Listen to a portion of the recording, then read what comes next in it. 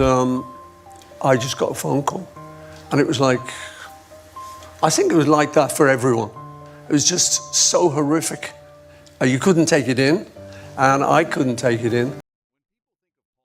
When people hear the name Paul McCartney, they picture this warm legend with a friendly smile and those classic hits everyone knows. But behind that image is a man who feels things deeply. A man who gets cut fast whenever someone throws shade his way.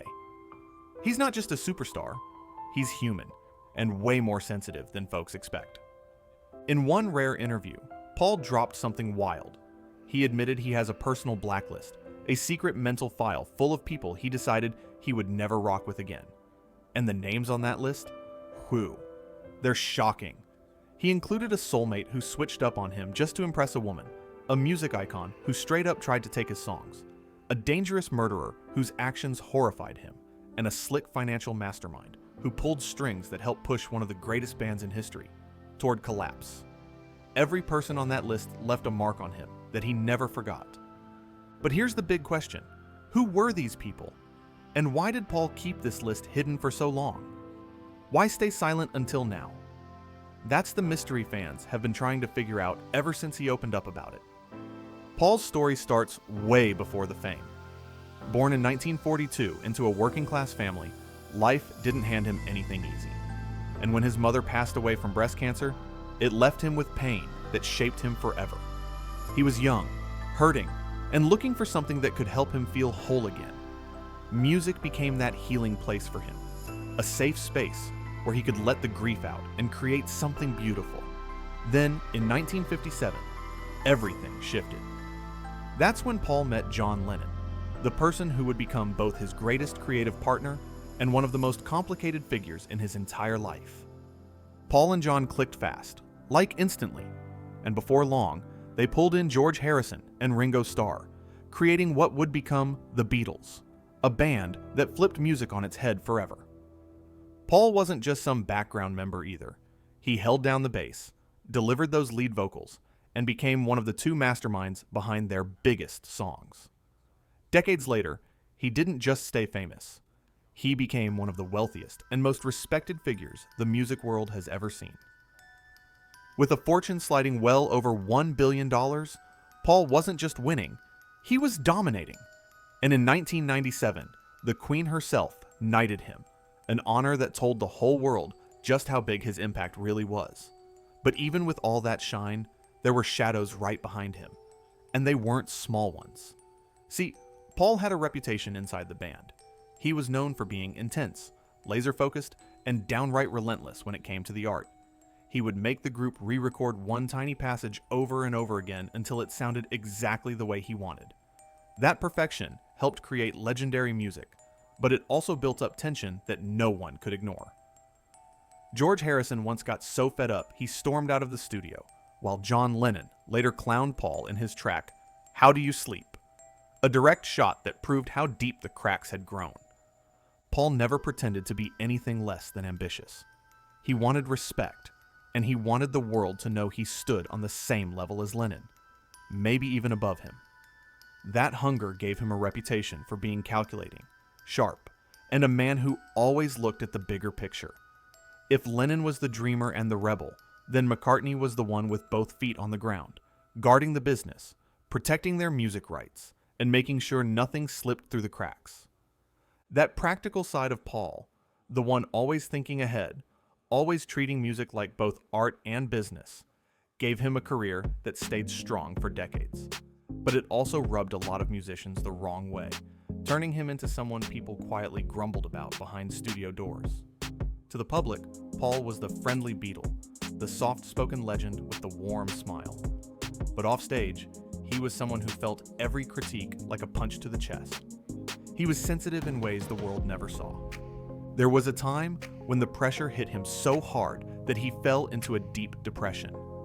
He started drinking more than usual, and for a while, he felt so cracked inside that even writing music, the one thing that always healed him, became impossible. Those emotional scars didn't just fade away. They pushed him to become more private, more guarded, someone who kept his personal battles locked tight and refused to let the world peek in. But recently, all that changed.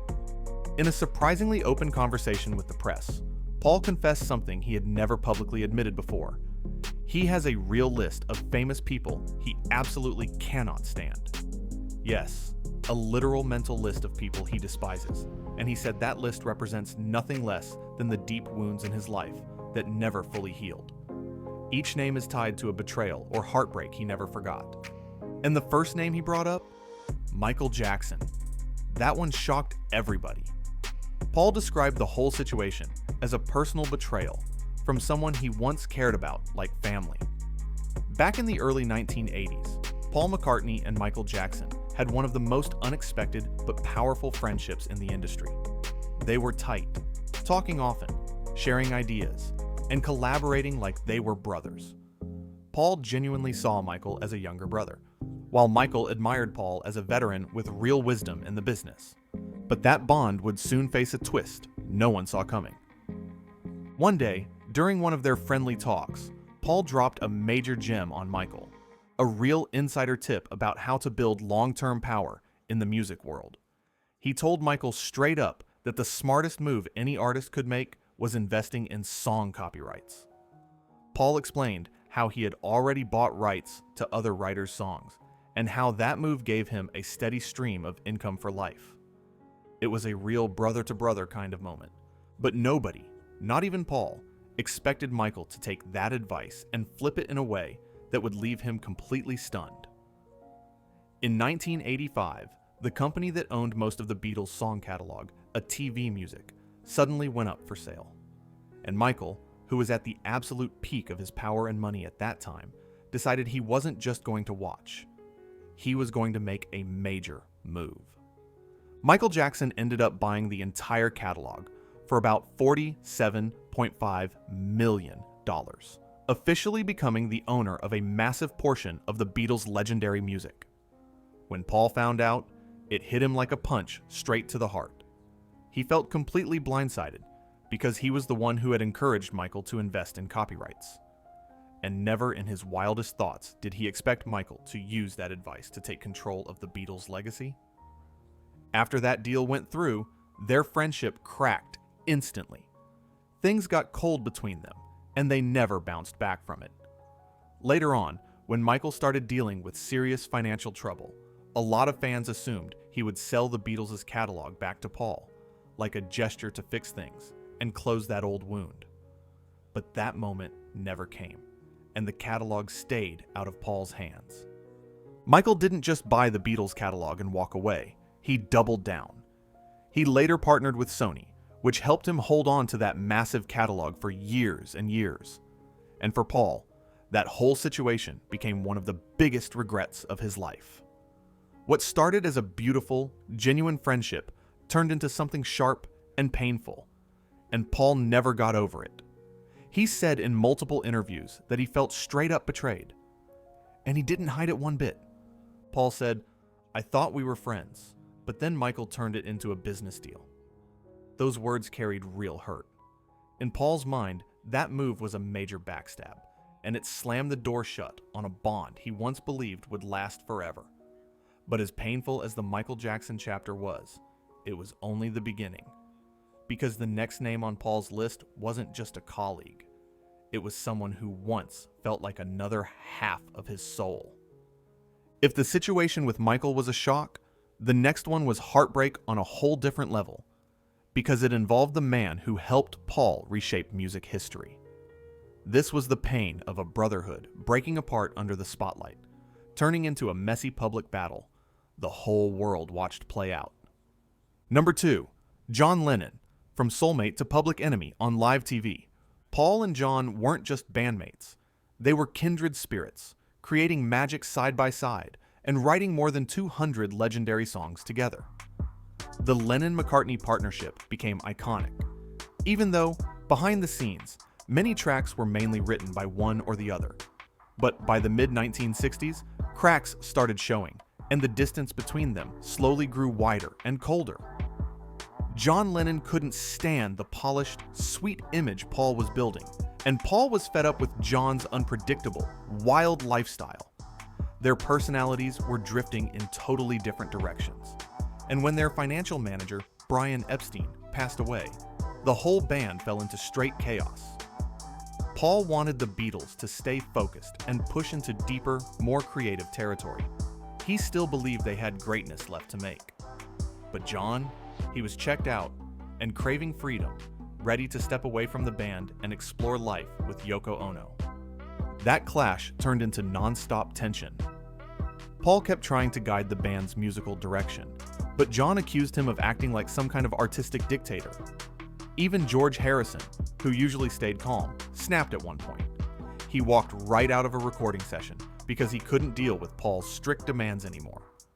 Every little disagreement just kept piling up until the whole group was hanging by a thread. And when the thread finally snapped, it snapped hard. When the Beatles broke up, Paul took a huge step. He sued the other members in court to formally dissolve their company, Apple Corps. Lennon saw that move as pure betrayal, and their relationship crashed to its lowest point ever. Then came 1971, and John dropped a bomb. On his album Imagine, John released the track How Do You Sleep, a song loaded with direct shots at Paul. John didn't hold anything back. He said, "The only thing you'd done was yesterday," basically mocking Paul as if his whole career boiled down to one song. That line cut Paul deep. For years, Paul talked about how painful it was hearing John sing that, especially coming from someone he once trusted like a brother. Paul didn't stay quiet forever, though. He fired back with his own subtle jabs, especially in the song Too Many People, where he included the pointed line, "You took your lucky break and broke it in two." It wasn't loud or messy like John's attack, but everybody knew exactly who he was talking about. The friendship that once shaped music history had turned into one of the ugliest public feuds the industry had ever seen. And Paul carried those emotional wounds for a long, long time. Life has a cold sense of irony sometimes. The sharp words between Paul and John were still hanging in the air, still stinging, but the chance to fix things was slipping away, little by little. Paul always thought there would be time. Time to talk, time to forgive, time to rebuild that brotherhood. But before he could say even one word of peace, tragedy struck hard.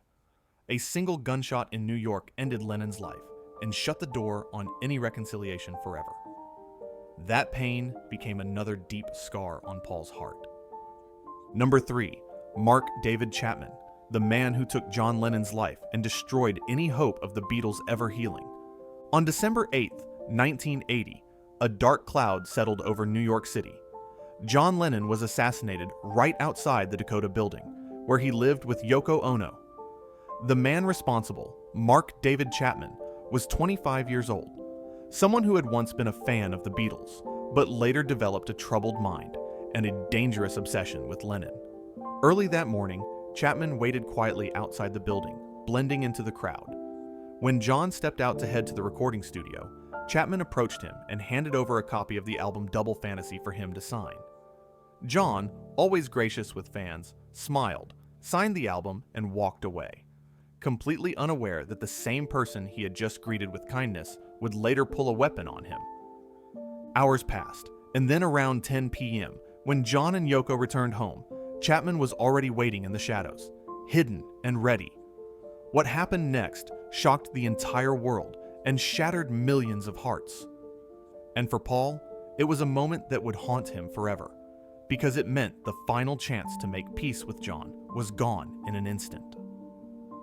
The moment John stepped into the doorway of the Dakota, everything changed in a split second. Chapman pulled out a handgun and fired 5 shots fast. 4 of them hit John in the back. Blood covered the steps as John collapsed into Yoko's arms, barely able to say, "I've been shot." It was a moment too painful for the world to process, and Chapman just stood there afterward like he was frozen, opened his copy of The Catcher in the Rye, and calmly waited for police to arrest him. When the news spread, Paul McCartney was hit with pure shock. He had been leaving the recording studio when reporters swarmed him, throwing microphones in his face and shouting, "Paul, what do you think about John being shot?" Paul was overwhelmed and didn't want to break down, crying on camera.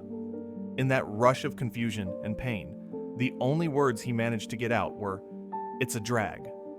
and that one tiny sentence exploded everywhere. Headlines went wild.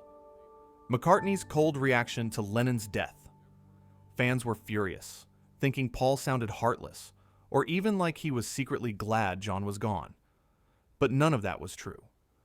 What people didn't understand was that Paul was shaken, heartbroken, and trying to hold himself together in the middle of chaos.